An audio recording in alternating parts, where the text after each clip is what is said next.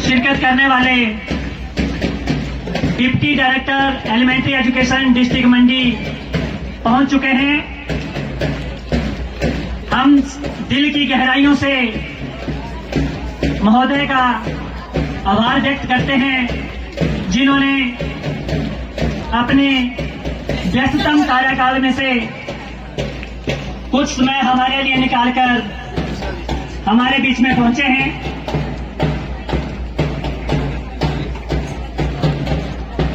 महोदय, आपका इस पाठशाला के प्रांगण में पहुंचने पर हार्दिक रिमाइंडर। मैं मुख्य अतिथि महोदय जी से निवेदन करना चाहूंगा कि आप खड़े होकर परेड कमांडर की सलामी लें। जिला स्तरीय अंडर 14 छात्र वर्ग खेल कूद प्रतियोगिता के समापन समारोह में 25 जोनों के 847 छात्र मार्च पास करने के लिए तैयार है। अनुमति चाहता हूँ श्रीमान।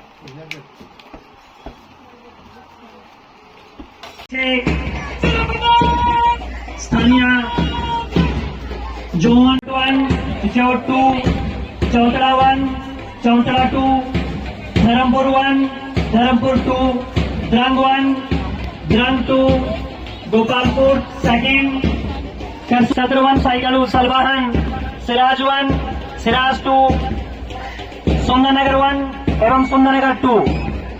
इनके झंडे मंच के आगे से गुजरते हुए और इनके पीछे सभी जोन की जो भी खिलाड़ी छात्र इस पाठशाला में जिन्होंने पिछले 4 दिन से अपने करतब दिखाए, सबसे आगे गोपालपुर 1 और उसके पीछे ऑल्ट के टुकड़ी, उसके पीछे बक्सर,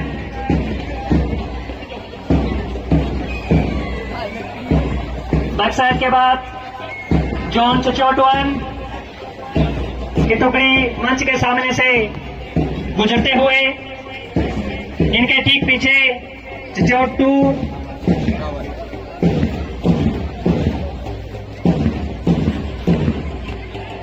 नाम रोशन करेगी। और ये हमारा सौभाग्य है कि इन बच्चों का जो राज्य स्तरीय टूर्नामेंट है वे हमारे ही मंडी जिला के धर्मपुर में 17 तारीख से शुरू होगा। तो बच्चों को होम ग्राउंड का भी एडवांटेज मिलेगा। और हमारे पास इस टाइम चारों गेमों में वॉलीबॉल, कबड्डी, खो खो और बैडमिंटन में बहुत अच्छे बच्चे हैं जो जिला मंडी का नाम। इस बार हिमाचल प्रदेश के कक्षा 3 के, कक्षा 6 के और कक्षा 9 के बच्चों का परीक्षण होगा।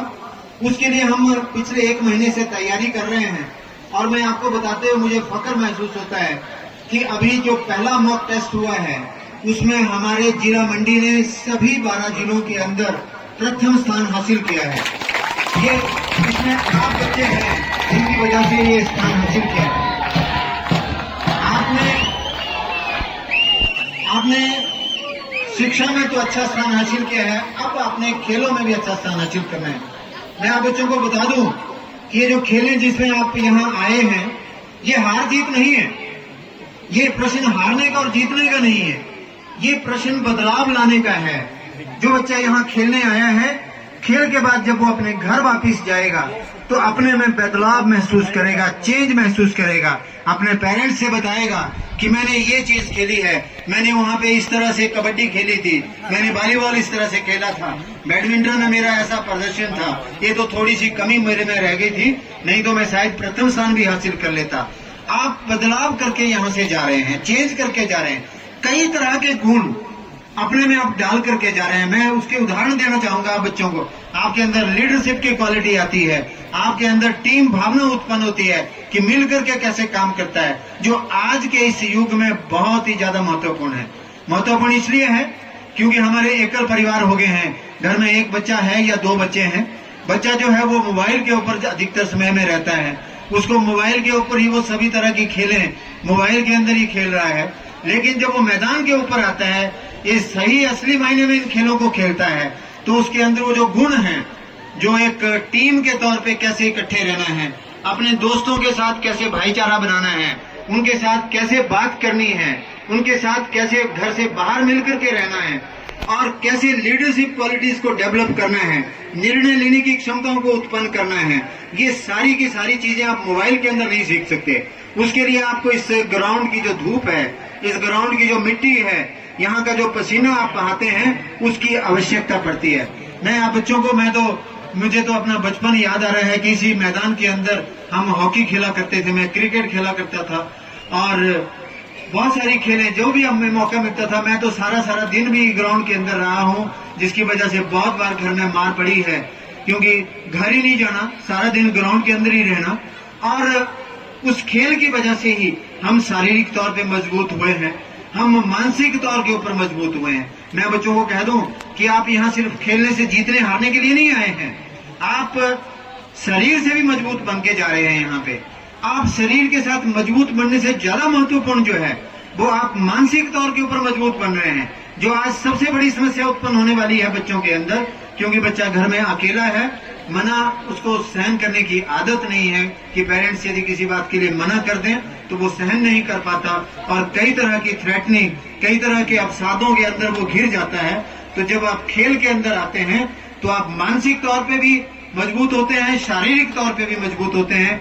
तो आपकी जो तरक्की है, जिसको कंप्लीट डेवलपमेंट बोलते हैं, स्कूलों के अंदर शिक्षा तो आप ग्रहण कर रहे हैं, स्कूलों के अंदर को करिकुलर एक्टिविटी में तो आप भाग ले रहे हैं, लेकिन खेलों में जो आपको आवश्यक है कंप्लीट ऑलराउंडर बनने के लिए, उसका भी आपको अपॉर्चुनिटी दी जा रही है। हमारे जो प्रदेश सरकार है उसने बहुत बड़ा एक निर्णय भी लिया है कि आप बच्चों के लिए आने वाले समय में जो आपकी जो डाइट है उसको बहुत ही बेहतरीन करने का बीड़ा उठाया। आपको फ्रूट मिलेगा, ब्रेकफास्ट बाकायदा डिसाइडेड होगा, जिसमें ऑमलेट भी होगा, जिसमें दूध भी होगा, कॉफी पीने वाले बच्चे को कॉफी मिलेगी, जूस पीने वाले बच्चे को जूस मिलेगा। एक बहुत हाई जंप सरकार ने इस बार लगाया है आपके फंड के लिए, जो 120 रुपए मिलता था उसको बढ़ा करके 250 रुपए कर दिया गया है और आने वाले समय में आप खिलाड़ी बच्चों को बहुत ही अच्छी सुविधाएं, बहुत शानदार व्यवस्थाएं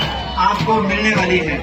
मैं अपने वाणी को विराम देने से पहले मैं सभी से कहना चाहूंगा, क्योंकि हम ही हैं वो लोग जो इन खेलों का आयोजन करते हैं, वो चाहे हमारे शिक्षक हों, चाहे हमारे गांव के लोग हों, चाहे हमारा समाज हो, क्योंकि ये जो बच्चे आज यहाँ बैठे हैं ये हमारा फ्यूचर है। यदि इन बच्चों का हम केयर करेंगे, इन बच्चों के लिए हम मदद देंगे, इन बच्चों के सहयोग के लिए हम आगे आएंगे, इन बच्चों को हम डिसिप्लिन के अंदर रखेंगे, इन बच्चों के लिए प्यार मोहब्बत लुटाएंगे अपना, तो ये बच्चे बेहतर बने और डेवलप कंट्री बनने की जो पहली पहचान है वो खेलों में, ओलंपिक्स के अंदर, एशियन गेम्स के अंदर हमारा जो दबदबा है वो पूरी दुनिया के अंदर दिखना चाहिए। और उस दबदबे को दिखाने के लिए पहले हमें अपने स्कूलों को, अपने खेलों के जो स्तर है उसको मजबूत बनाने की आवश्यकता है। तो हमारी प्रदेश सरकार भी, हमारी केंद्र सरकार भी, हमारे सभी अधिकारी, हमारे एजुकेशन के सेक्रेटरी, डायरेक्टर, सभी लोग बहुत प्रयास कर रहे हैं कि हमने खेलों के स्तर के अंदर अपने स्कूलों को बेहतर बनाना है। मैं अपने गांव के लोगों को, अपने आसपास के लोगों को, अपने जो जितने भी शिक्षक हैं सबसे आह्वान करता हूं कि आइए मिलकर के इन बच्चों के हम कल को और बेहतर बनाने का प्रयास करें। अभी तक जितना आपने योगदान दिया, आने वाले समय में और ज्यादा इस काम में योगदान दें, ऐसी मैं आप लोगों से उम्मीद करता हूं। मैं इस पाठशाला का विद्यार्थी हूं, मैं भी इस पाठशाला के थोड़ा कंट्रीब्यूट करना चाहता हूं, क्योंकि इस पाठशाला को मैं देख रहा हूं कि यहाँ हर वर्ष तकरीबन कोई 20,000 रुपए तो इसकी सफाई के लिए इनको लगातार चाहिए, और इतना फंड अब इस पाठशाला में मुझे लगता है कि नहीं है, बच्चों की संख्या भी बहुत कम है। मैं पाठशाला को अपनी ओर से 15,000 रुपए की जो राशि है वो इस पाठशाला को प्रदान कर रहा हूँ। Thank you very much. जय हिंद, जय हिंद।